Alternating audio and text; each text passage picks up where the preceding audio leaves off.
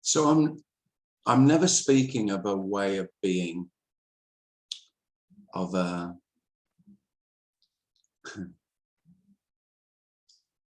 state, some kind of permanent state, some non-dual state. That's not what I'm speaking of.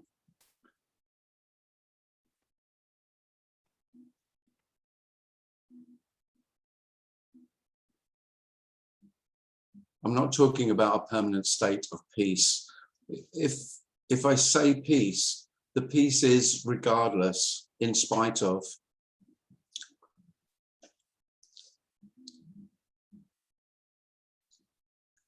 what's happening.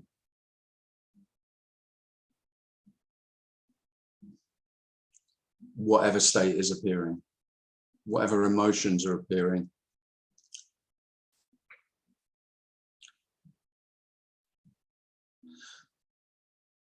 I remember I was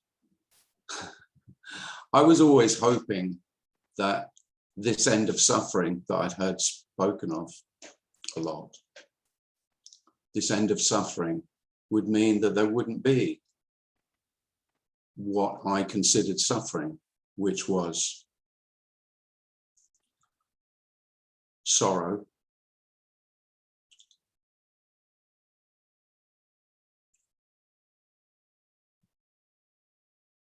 loss,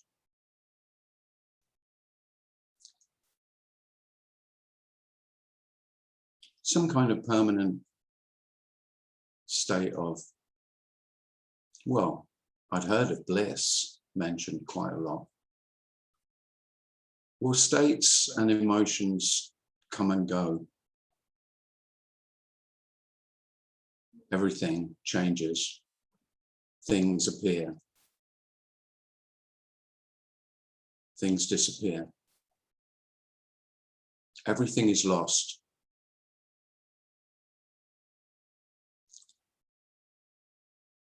The piece is that there aren't really any things to be lost. The appearance is the appearance of the loss of things. And so it appears that some things are born and they live a lifespan and then they die.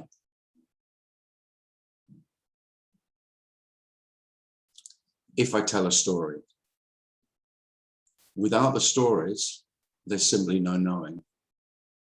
Without the story of the lifespan of a thing, whether it is a human being thing or a dog thing or a sunny day thing, of course it appears to last a certain amount of time and then it's gone. Well, it can be obvious. It may be obvious that this is always just simply as it is, and there are no lifespans.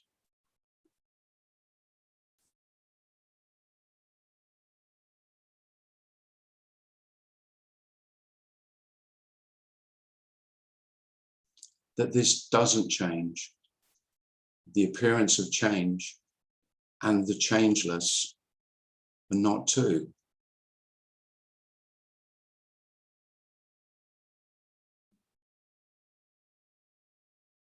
But what I was looking for the changeless. I'd heard that some people had found it, the unchanging. And that's what I wanted.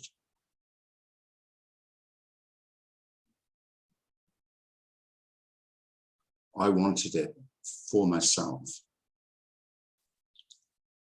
Well, the changeless is not for you or me or anyone. It can't be possessed. It can't be known.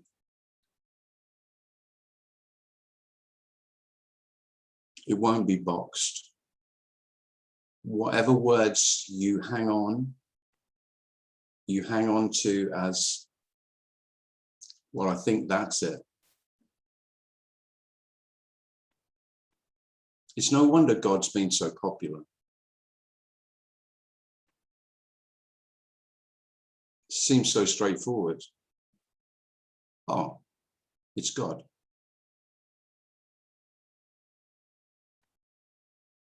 It's consciousness. It's awareness.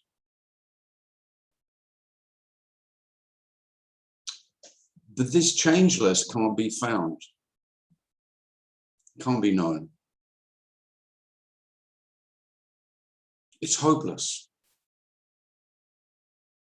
And the most amazing, the most miraculous gift, you could say, is that the utter impossibility of finding the changeless,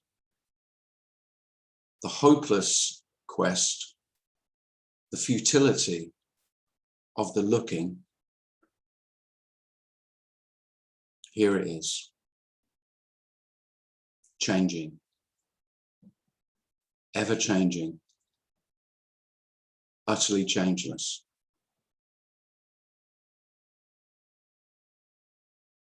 Always moving, completely still.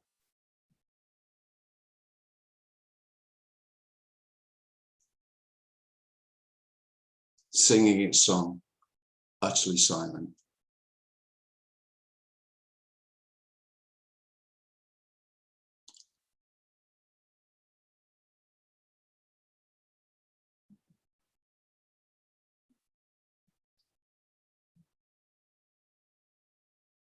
If you've looked at other human beings, and as I did, and hoped that they'd got it,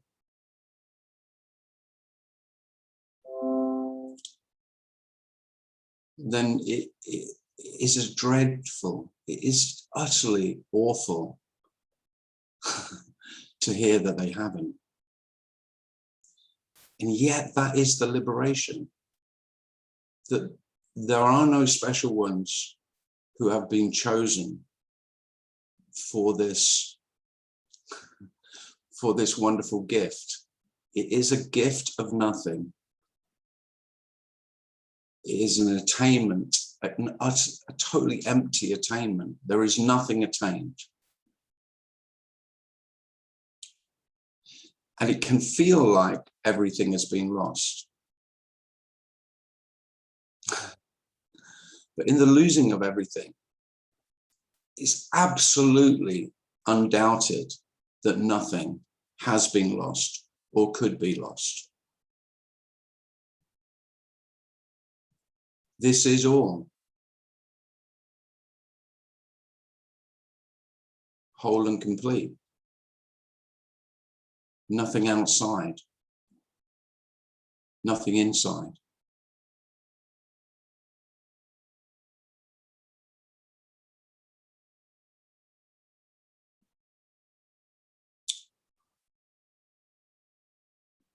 It can feel like bereavement for everyone, not just for yourself. In the losing of the reality of oneself, all selves are lost. That's the freedom. That's the peace. There can be no special ones.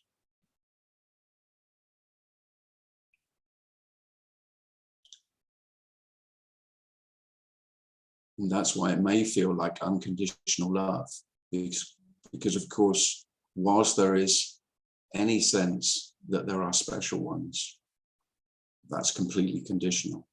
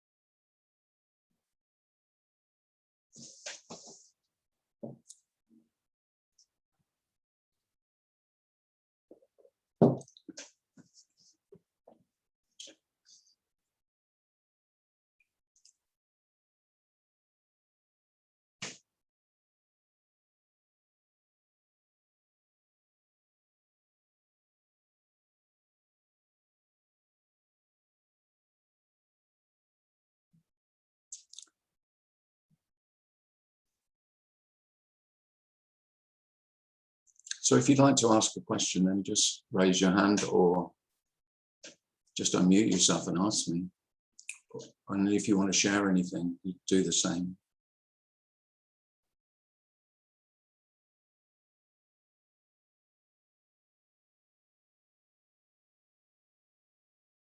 I had an interesting discussion with an Austrian guy called Wanako yesterday, who he does a podcast every week.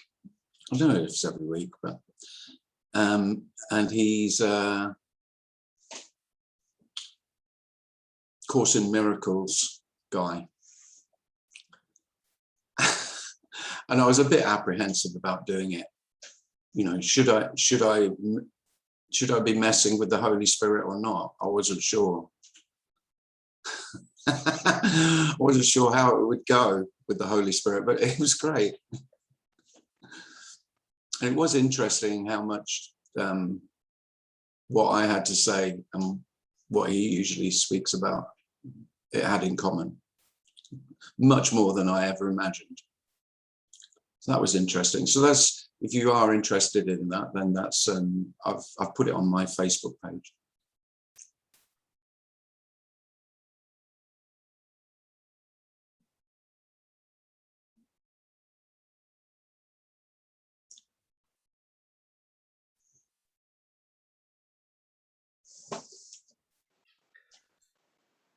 In chat, Dario says, "What is hope?" What is it? Yeah, what is hope? Hope is just wishful thinking, that's all.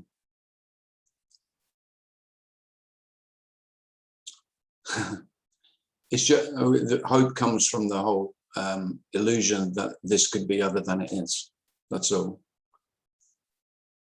It's just the flip side of anxiety. Anxiety and hope are where self lives, really, a lot of the time. So the future is real. And I can imagine a better future, hope. And I can imagine a dreadful future, disaster, anxiety. Without the future having that reality, then there can be hope and anxiety, but I mean, they mean nothing. I'm not saying that without self there couldn't be, but without a future,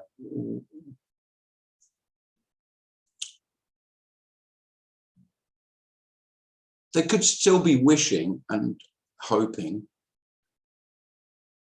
and there could still be fear, but it would be seen for what it is.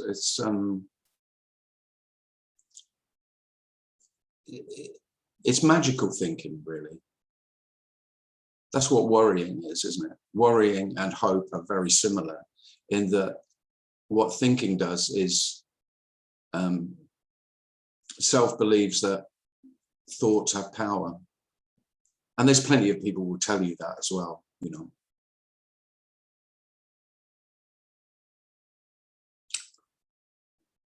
I can manifest, I can make manifest.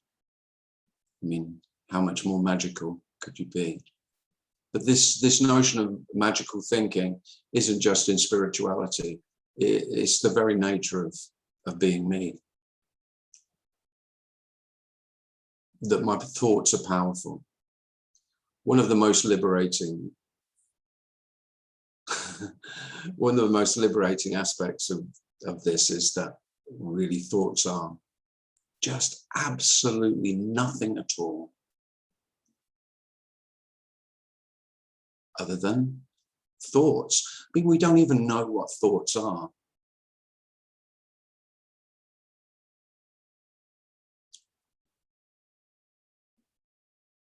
But yeah, it's kind of superstition, isn't it?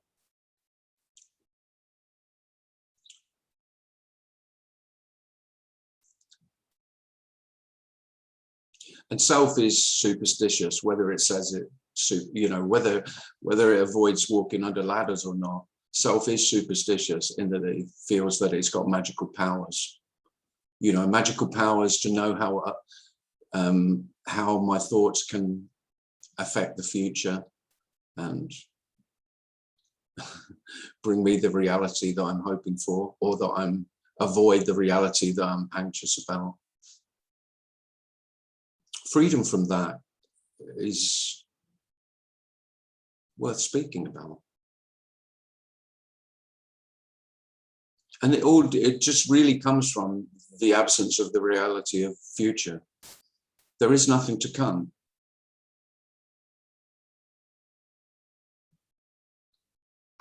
And I mean, I'm talking in the most simple, I'm not talking anything abstract. It just doesn't arrive, does it?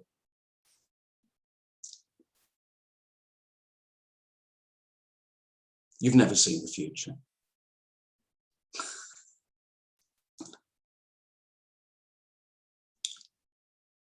And how much self, you know, I mean, you can, so many selves are in raptures over these special ones who do have insights about the future and have been there and have seen it. I mean, and it's all because self is afraid. It all stems from my security and of not getting the future that I want. So the future can't be known or manipulated. It doesn't exist. And that kind of is a full stop, and that's the end of it.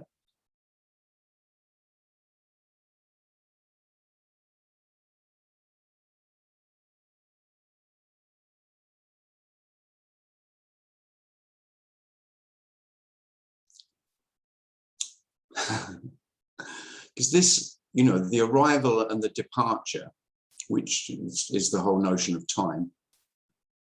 I arrived here, I am here, and I will depart.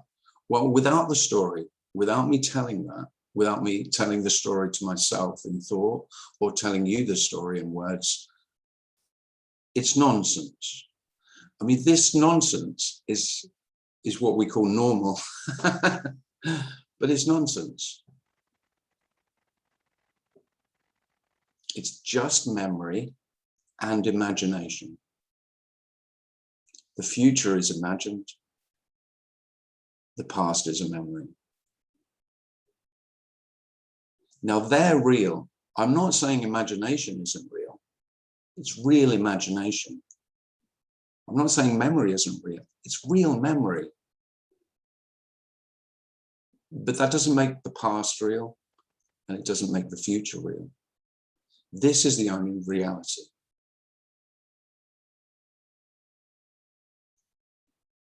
There's simply nowhere else.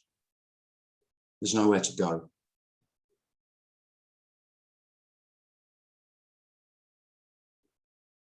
There's no work to be done.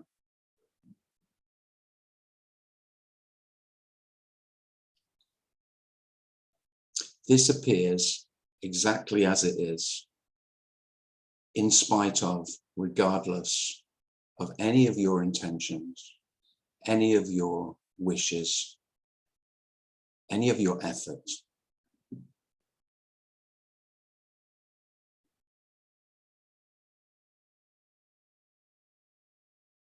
And there's great rest and peace in that.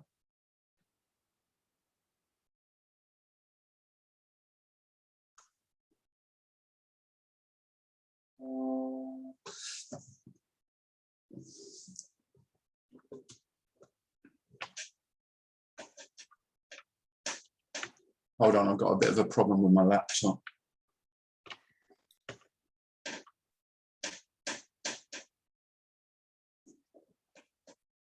Oh, that's better. I think it's okay.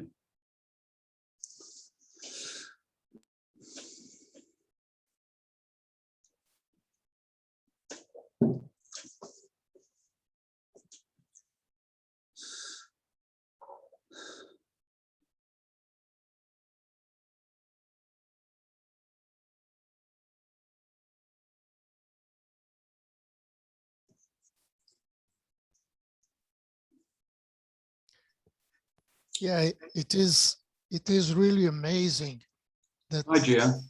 Hello, Tim. Sorry, I am just getting acquainted with the dynamics of these meetings. Okay. Okay. But I felt this need to share that it is really amazing that only this present moment exists. And even this present moment is not a division between the future and the past. No. Right? You're right. It is a magical presence. Yeah. That it's absolutely unknowable and incomprehensible. Yeah. And it is pure presence. It is, I don't know, it is amazing, really. It really is. Yeah. Yeah. Life in its absolute simplicity is the miracle. Everything is a miracle. Yeah. It's all miraculous. There is no difference between a grain of sand or a pink elephant flying. They are both equally miraculous. Exactly. Yeah. So I will say, when everything's miraculous, there can be no more miracles. Yeah. So that's incredible in itself. When everything is miraculous, because it is as it is. Yeah, it is. Appearing, there will be no interest in anything miraculous. There could be, I would say no interest. There will be no interest in chasing miracles or hoping for miracles, because here's the miracle. Look no further. Yeah, there may arise some unusual events. They do arise, but it's interesting. It's cool, but we are not going to run after them, right? No. Well, they are no more amazing. Like you say, I mean, if you want amazing, just stop and look at the sky. Yeah. Look at the clouds. My God. If you want amazing, watch the clouds. Fucking hell. Yeah. What more would you want than that? You remember only when you were a kid on a summer's day and you'd lay in the grass and you'd lay and you look to the sky. That's what I'm speaking about. It's too simple.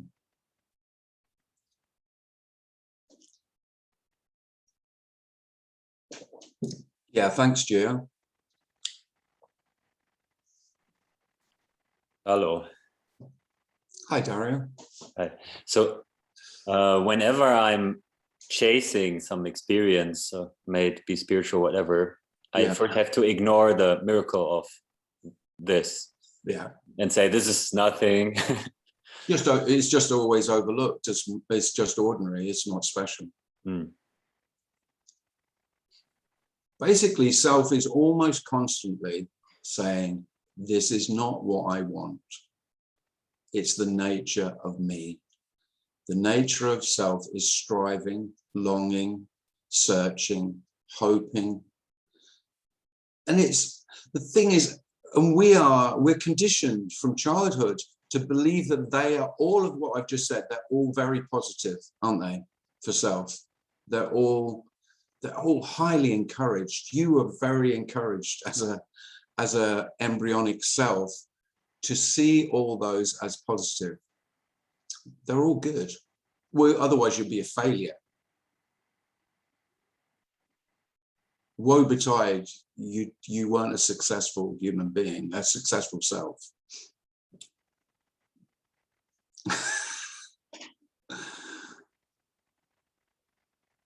But all of those are the root of most of what we call suffering. Because most of the time, of course, I fail, don't I? I have occasional successes and highs, but most of the time I'm falling short of my very, very lofty aspirations of specialness. And I mean this, I don't just mean spiritually, I mean, you know, okay, I'll recount a little tale of how devastated I was at 16 to not make the grade as at the 3rd Division football club of Peterborough United, when I'd been I'd been at the academy and, you know, been training, and my brother was already a professional footballer, so of course he was immensely special already. And the devastation of being rejected, of not being good enough. And this sense of not good enough, I mean, that really sums up most of my life. And nearly every other me that I've spoken to, the very essence of their sense of self is, I'm not good enough, so I have to keep working. I have to work and work and work on myself. But the me is not even feeling the not good enough, but it's rather suppressing it and then imagining some more positive idea about itself. Well, I mean, that's, yeah, most selves, they can turn away from this sense of not good enough. But occasionally it won't be unheard. And really, I would say that's most depression.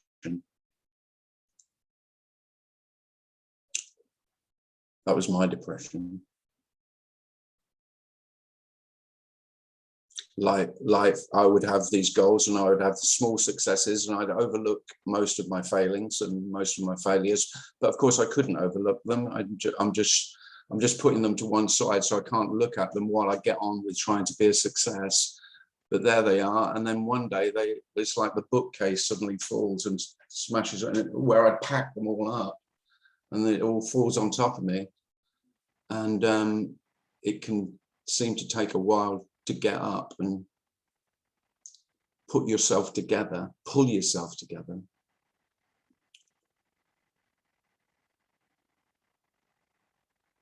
And that's what self's always afraid of, is terrified of falling apart. And of course, all the other selves around the self that's maybe falling apart or seems like they have fallen apart, it's terrifying for the other selves because, oh shit, that might happen to me.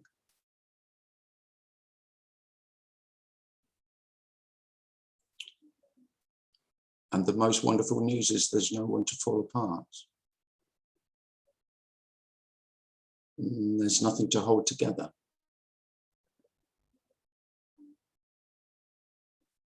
What you call yourself is already nothing. Isn't that brilliant? Completely empty, pretending it's real.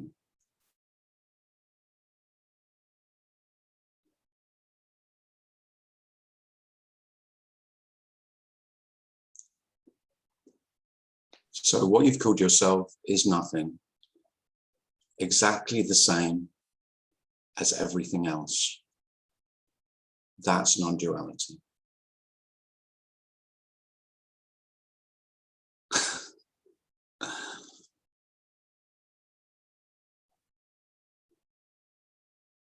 All this same nothingness.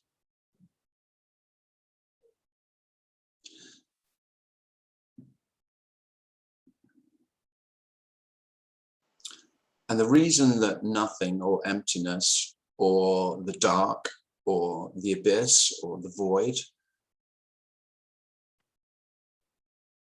generally is feared, almost universally feared by self, is because self knows. There is some, and what by knows, I don't mean knowledge. There is some intuitive self, because remember, as a human being, you weren't always you.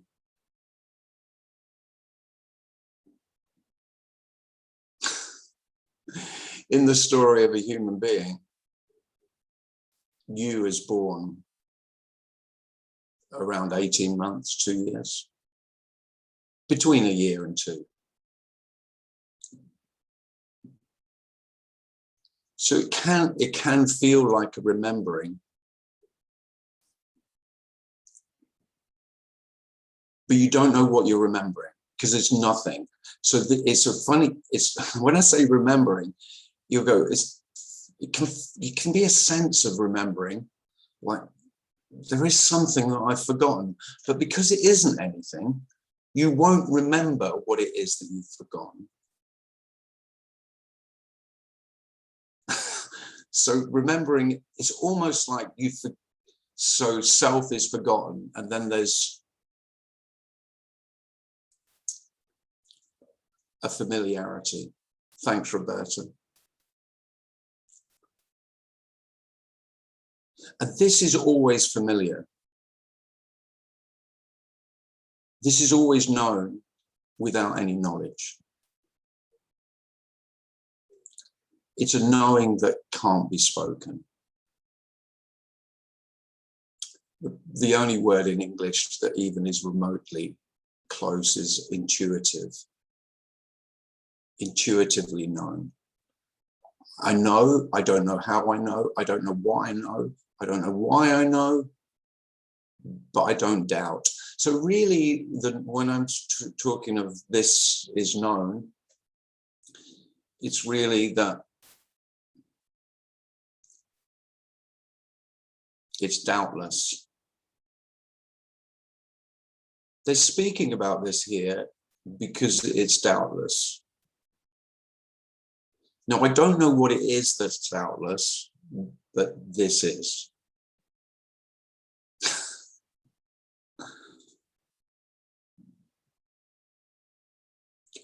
And I think most of the dreadful frustration that I felt as a seeker was because I wanted to know. And because, well, why shouldn't I be able to know?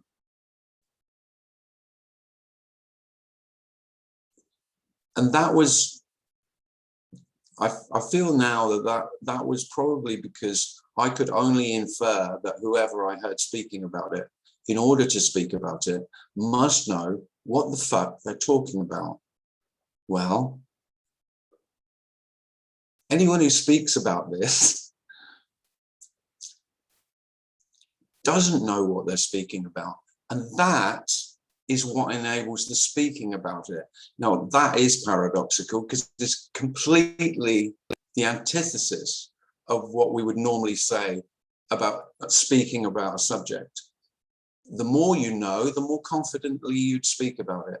Well, with this, the less you know, the more confidently you'd speak about it.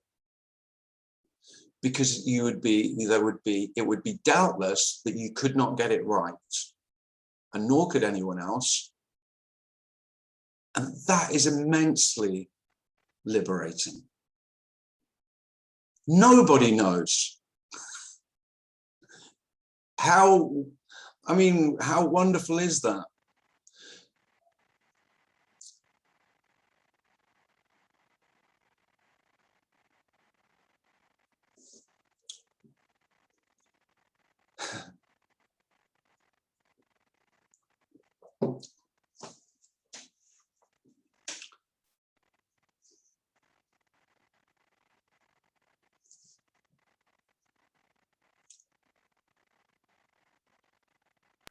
Mika has his hand up.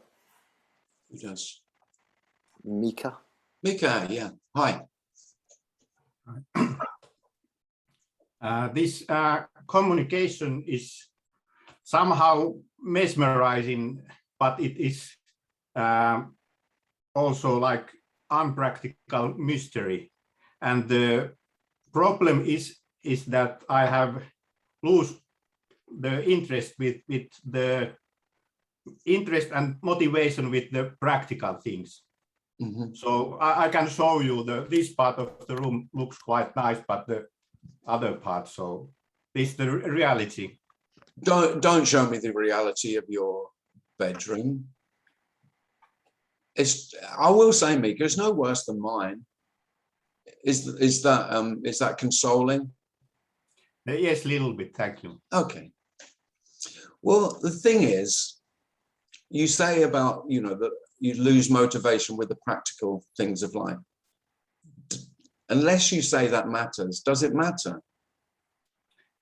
Not to me, but now you've got it. Oh yeah, to the other very very hardworking selves. If you live on your own, I think it is almost essential that you live on your own. Well, otherwise you just end up apologizing constantly. I mean, that is the other alternative. You can live with selves, but I mean, to be honest, that's no different, really, is it? I mean, if you live with someone else, if you're going to keep the peace, then you have to keep apologizing. Yeah, I'm really sorry. I did mean to do that this morning. I know. I said I'd do the washing up and I'd tidy my clothes and put the washing in. And you've not done any of those, Mika, have you? So there can be a loss of motivation, yeah. But it doesn't matter.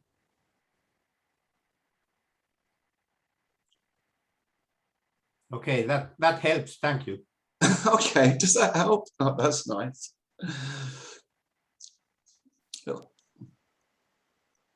I mean, again, we are indoctrinated, conditioned very heavily with this notion of motivation. Motivation is almost God, isn't it? You know, oh, I feel completely, I'm going to do absolutely nothing today, but no motivation. And the thing is, you tell most selves and they'll go, oh, do you think you need to see the doctor? No, fuck off. I don't need to see the doctor. I'm a lazy shit and I don't want to do anything. And there's nothing wrong with that. But the selves that are scared shitless of losing their motivation will, well, it will scare people. It will scare selves to death. Because of course, if you can be a lazy slob who's got no chance of succeeding, then they might. How dreadful that would be. Liberation for laziness.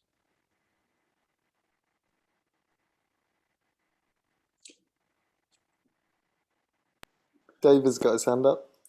Go ahead, David. Hey, yeah. David, are you going to comment on liberation for laziness? Oh, I know all about that stuff. No, I heard something the other day at a speaker, and it really tickled me, actually. She was saying, in a very kind of improvisational way, just talking about how we go to this teacher and the next one, speaker rather, and the next one, blah, blah, blah, basically looking for validation a lot of the time. Yeah, you know? yeah. But, you know, sooner or later they say something that doesn't quite fit with our notion of it. And she said, there comes a point where you just say, well, fuck you all. Which I thought was, I don't know, I thought it was really... Oh, that's really good. Fuck you all. Didn't I say that? No. No, you didn't, but I'm sure you will now. Oh, well, yeah, why, yeah. Well, it is, I mean, it is, really. I was so desperate to be validated, to be seen, you know, and to, oh, if I'm not there, at least I'm on the right path. Yeah.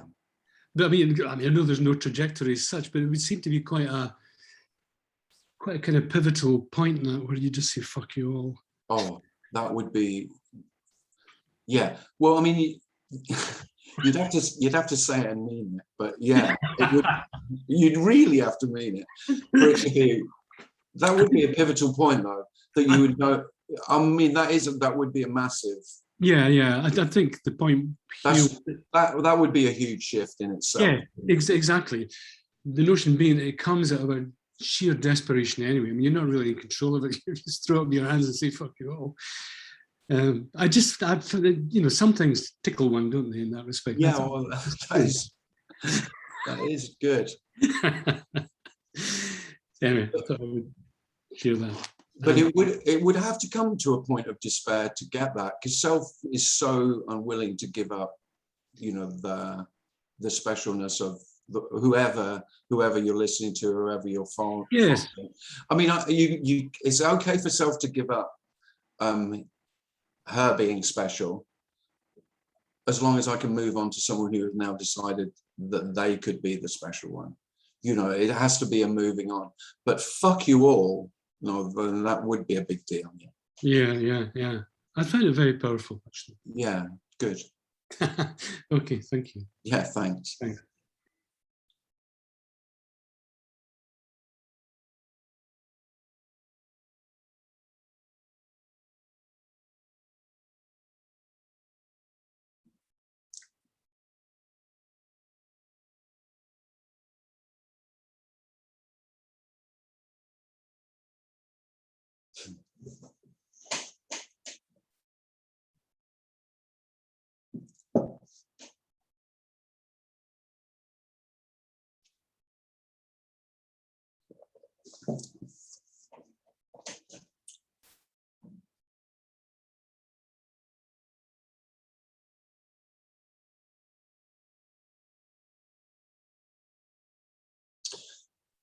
It's interesting because it's just made me think that fuck you all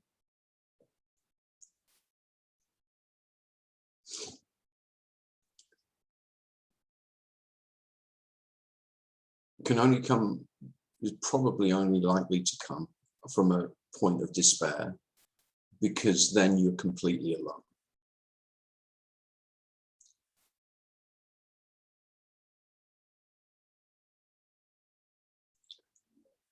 And this is complete aloneness, this alone.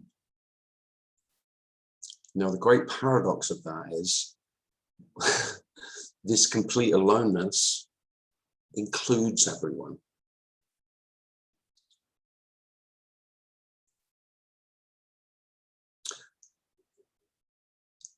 But there can't be any hope. Whilst there's hope, you haven't fucked them all. Because you haven't.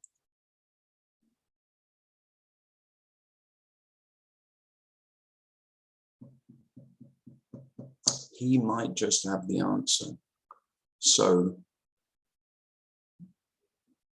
while there's anyone, while there are others who have the answer that you're longing for, or when there's the hope that they might have, that they could have,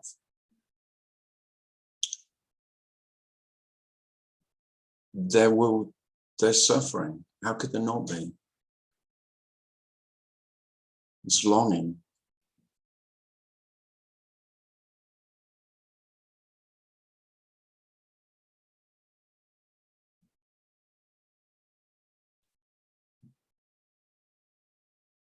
But this is an aloneness that self could not tolerate at all. That's what seems, I remember the terror when the obviousness of this alone, the nothingness, you could say. the emptiness was overwhelming,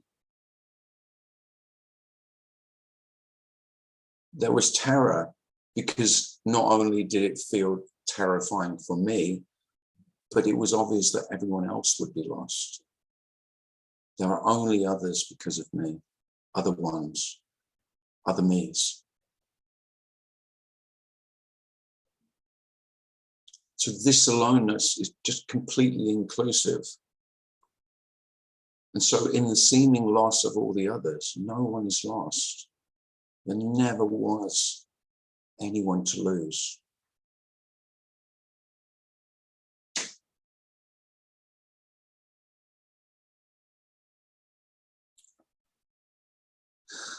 And love isn't the right word for that, but I haven't got a bad one, and it feels like love.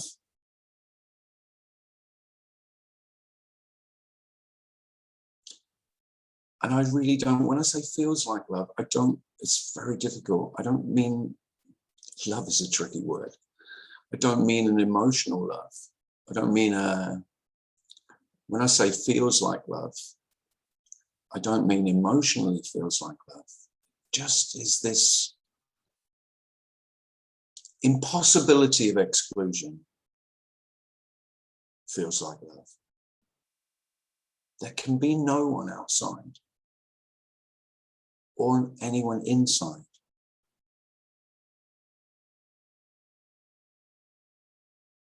You know, there's no one waiting at the gate with the blessed inside.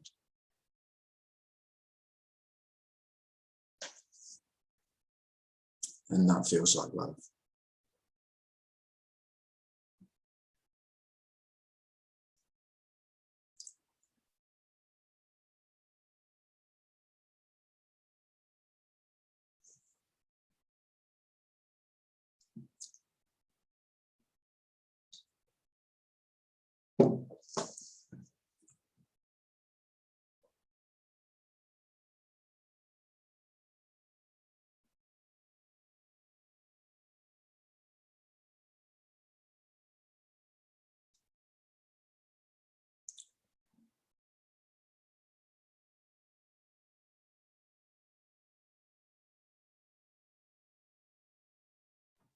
Hi, Tim. It's not a question. Hi. Hello. It's not a question. I just wanted to say, if I can remember, the story of self is the story of other. Yeah. Yeah, it's the same. Exactly the same. Yeah. Yeah. Yeah, there's only me if there's others, and there's only others if there's me. It's that, I mean, it is that simple.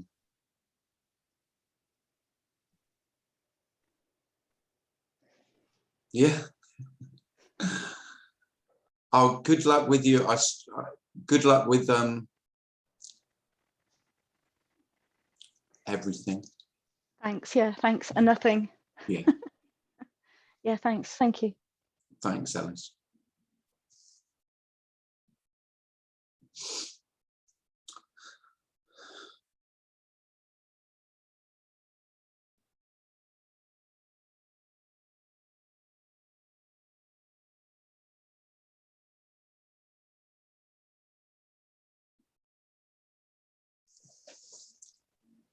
I'm a professional at this. I haven't got out of my pajamas today. Good work. Now that's what I call a day's work. There you go, Mika. Someone lazier than you. And I've had visitors, and I didn't even comment. Brilliant. Just like, You know, they're all talking about that now. Like, God, she couldn't even be bothered to get dressed.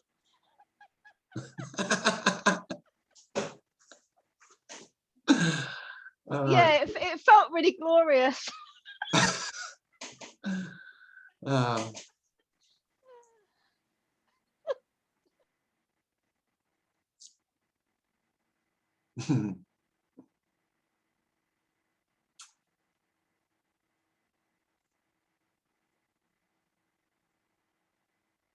don't want you to think that laziness is a way, though.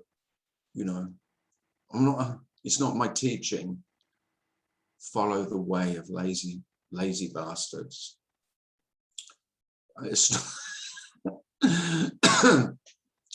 there's nothing special about being lazy. It's just that there's nothing wrong with it. Really, that's all I want to say, is that there's nothing right or wrong with anything at all. You know, and for me, it's really never like that.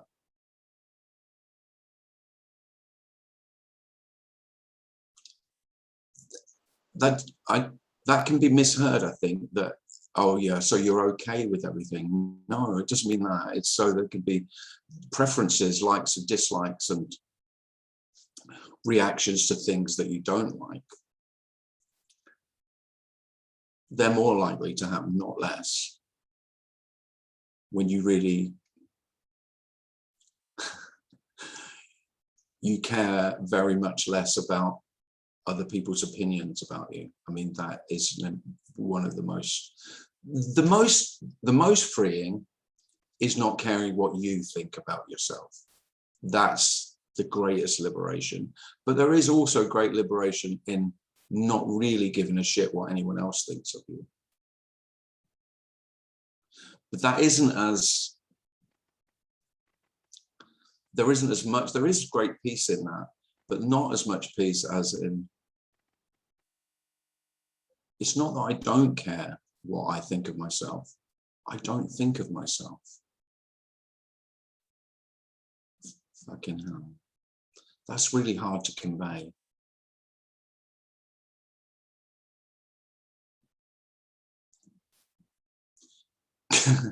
Because I haven't forgotten how much I thought of myself. I mean, that was most of my thinking. Self spends most of the day with thoughts of oneself. That's my preoccupation. That's my job. I can be doing any paid employment, but that's not my job. My job is thinking about my fucking self all day. And I wonder why I'm not too at peace.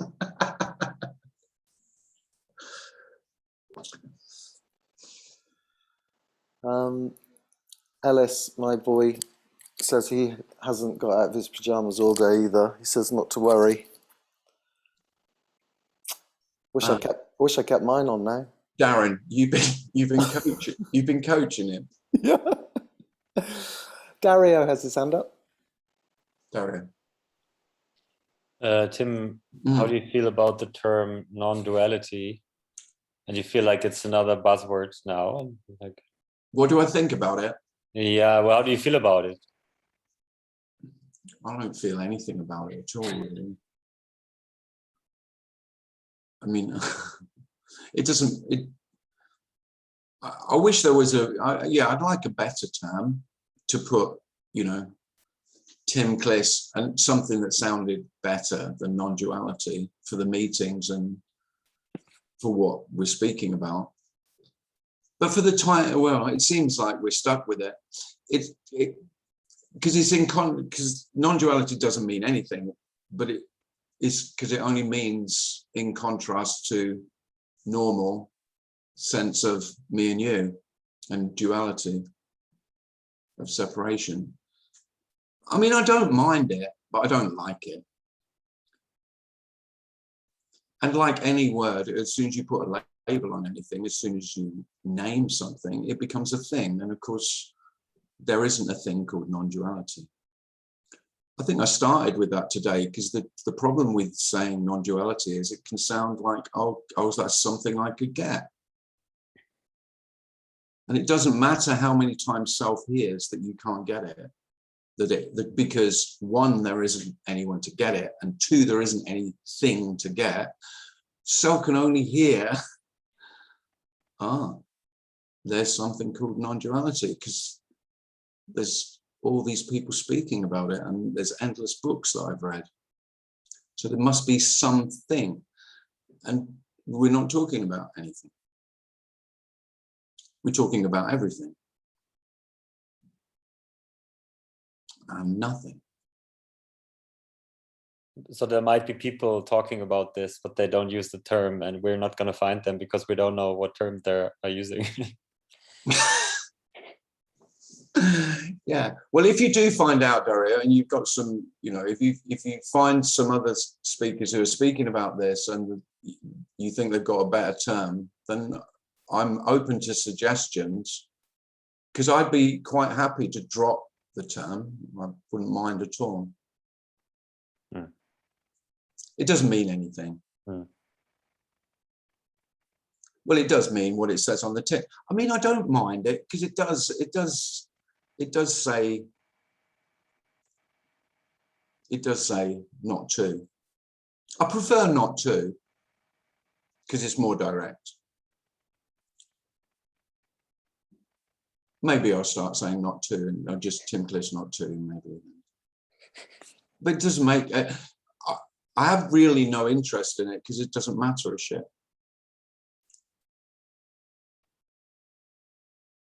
When I came into this, non-duality had kind of like a divine flavor, but now it lost the divine flavor. Well, that's good. Well, I don't mean it's good, but what I mean, it's not good, because it's probably disappointing. But if there was a path, then disappointment would be it, Dario. So if you're feeling disappointed by that, that's why maybe the word good came out. Because whilst you're thinking that, okay, while there's a divine flavor, I'm close or I'm getting there, but when there's not a divine flavor, then I'm not, then that's more of the same bullshit that you've lived in the rest of your life.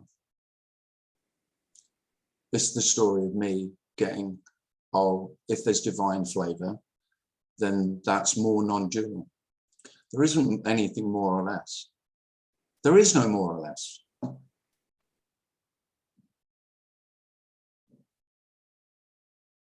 The mundane, the absolute most mundane, sitting in your pajamas, eating 15 bags of cheese and onion crisps, being the most utter slob, is just as much spiritual flavor as some blissful experience. By the way, blissful experience would be eating cheese and onion crisps. That's probably why I chose that metaphor. But there isn't, you know, this, it's all divine, Dario. There is no divine. There is no separation between the material mundane and the divine. How could there be? There isn't anything else. So the ordinary and divine just are not two.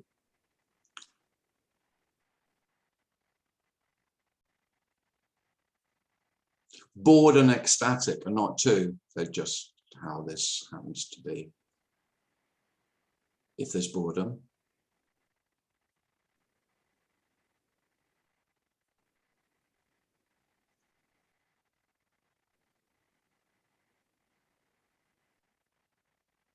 boredom is always just a story of this isn't good enough.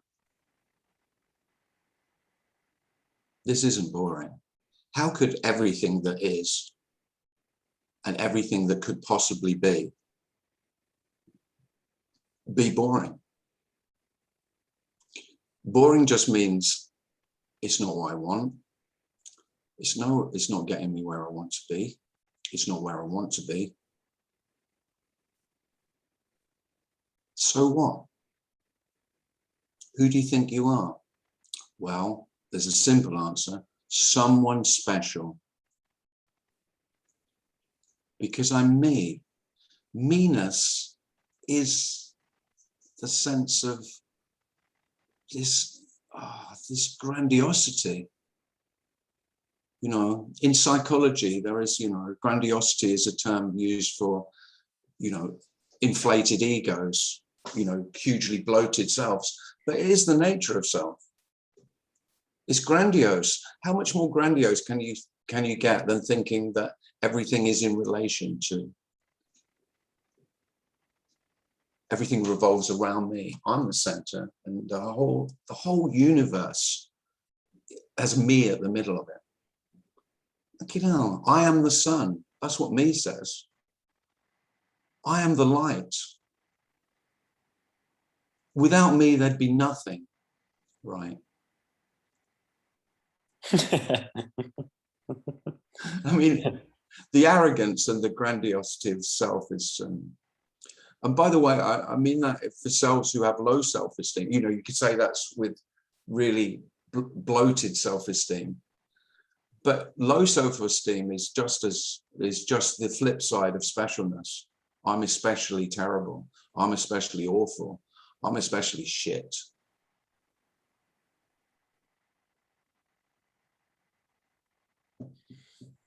Thank you, Tim. And if I think of my life, you know, I think self is essentially bipolar. Goes from, oh, look how wonderful I am, to look how shit I am. Oh, but now I've dragged myself out, and oh, look, I'm on the rise again. And then I plummet down. It's the same, it's all the same game. It's an exhausting game. It's a painful game. And although this can sound dreadful in that there is nothing to achieve, I would wish it for everyone, for all human beings.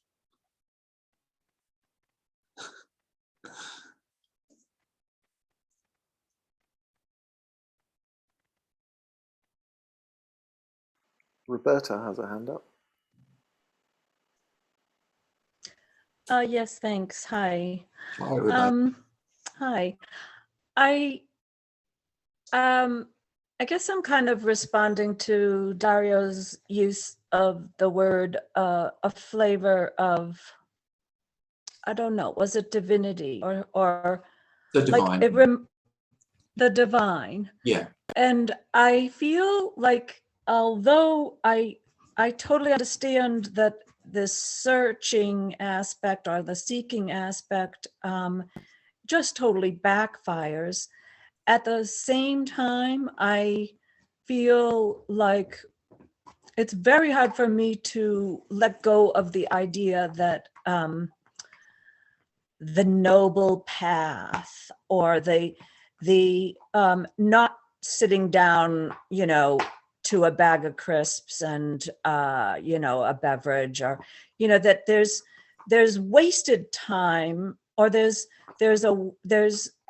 if you have some self-consciousness of the burden of the self, you would do something. And you would look to people who maybe have also felt it and done something. Yes. Yeah, I get that completely, Roberta. And that's what most selves do. That's why those paths that help you along that way, that's why they are incredibly popular. You know, that's what most human beings are doing. But it is paradoxical. Yeah, well, I mean, I wouldn't want you to think that I'm saying there's anything wrong with, you know, having a sense of the divine.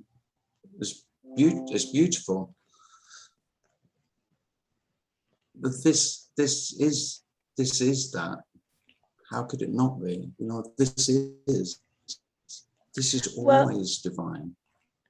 And whether there's a sense of it, the sense of it comes and goes. Of course it does. Experience, you know, a sense of anything, it just appears and disappears. And the longing is, I want this permanence. Well, the permanence is empty. And the emptiness and the appearance of everything are one and the same, not two. So whether there's eating cheese and crisps in your pajamas, or there's meditating and having a sense of the divine, or worship, or anything else. This is not saying that one is better or worse than the other. It's saying that there's no difference, only the seeming difference. So this is not an instruction in any way that one is better, but what we've been taught,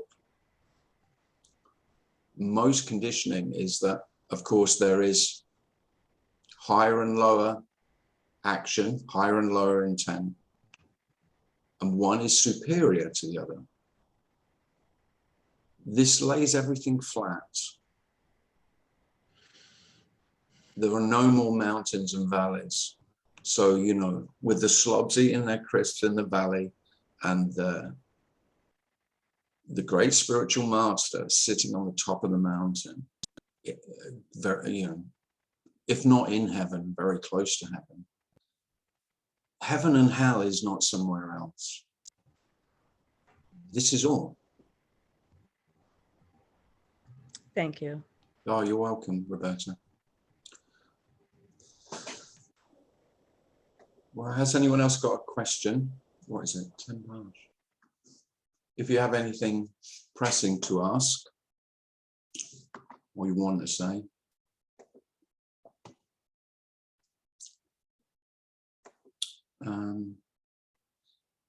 Well, if not, well, thanks very much for coming, everyone.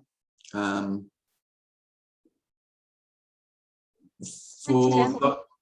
you're welcome. For those of you who know know Pamela, because a lot of you have been coming a long time, and you've heard Pamela washing up in the background, or Pamela's my mum. She's in hospital. She had a heart operation yesterday, had a new valve put into her heart at 86 at Papworth Hospital in Cambridge.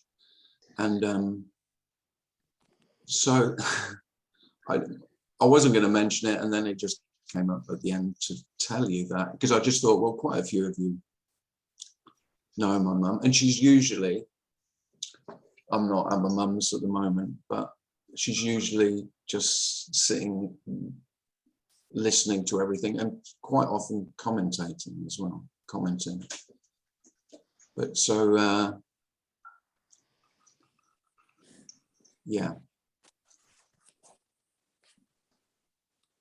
So I say there is no hope, but of course I'm hoping that she gets well. So there's the paradox right there.